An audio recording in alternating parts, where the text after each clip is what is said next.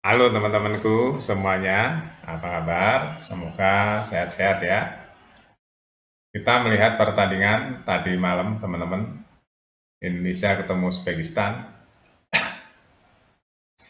Ini seru ya teman-teman.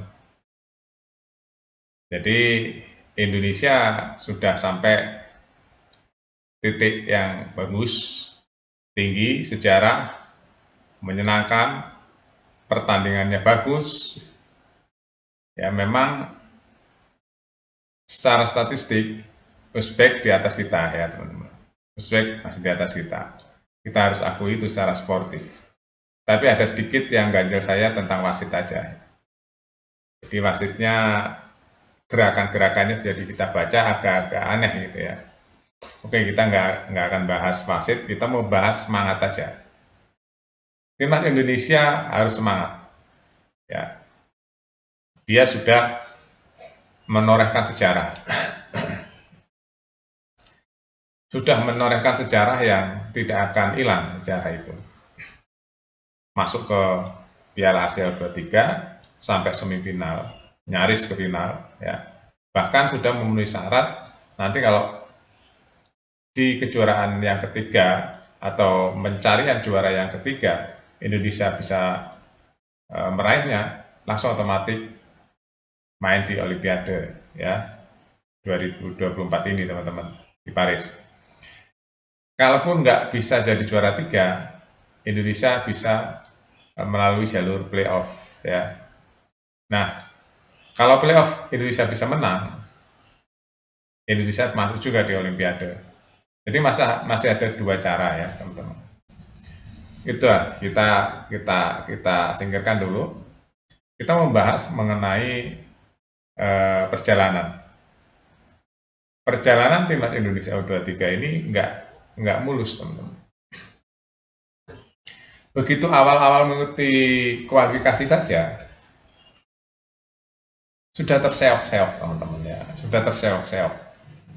Bahkan begitu eh, masuk ya masuk lolos ke Piala Asia U23 begitu masuk nih, wow itu senangnya bukan main karena sudah puluhan tahun Indonesia nggak pernah main ya, nggak pernah main teman-teman di Piala Asia, nggak sampai situ.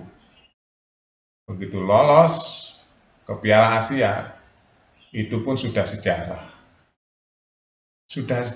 teman-teman, sudah pecah telur dan itu dicatat oleh sejarah. Indonesia bisa masuk lolos ke Piala Asia. Itu dulu ya, itu kita bersyukur ya. Jadi kelasnya apa berarti? Indonesia sudah kelas Asia kali ini ya, sudah kelas Asia. Ini yang kita banggakan dulu.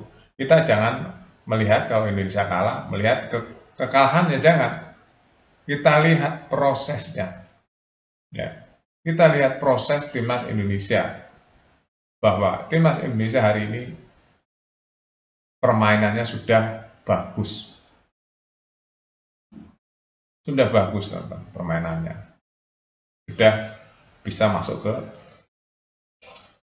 Piala Asia. Di tangan Sintayong saya rasa nanti Indonesia juga akan masuk lagi ya beberapa tahun ke depan Piala Asia lagi. Karena emang standarnya sudah tinggi standarnya. Standarnya harus seperti ini timnas Indonesia kali ini ya. Harus seperti ini standarnya. Syukur-syukur nanti ditingkatkan lagi standarnya. Jadi nanti permainannya akan stabil seperti Uzbekistan. Uzbekistan ini kan stabil teman-teman.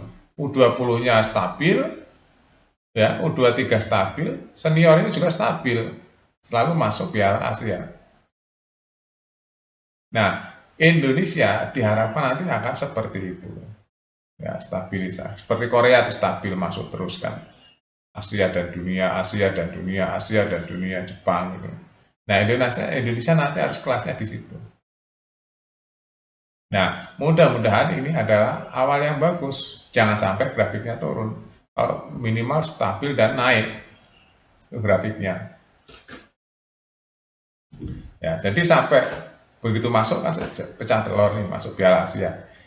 Fase grup lolos, sejarah lagi teman-teman.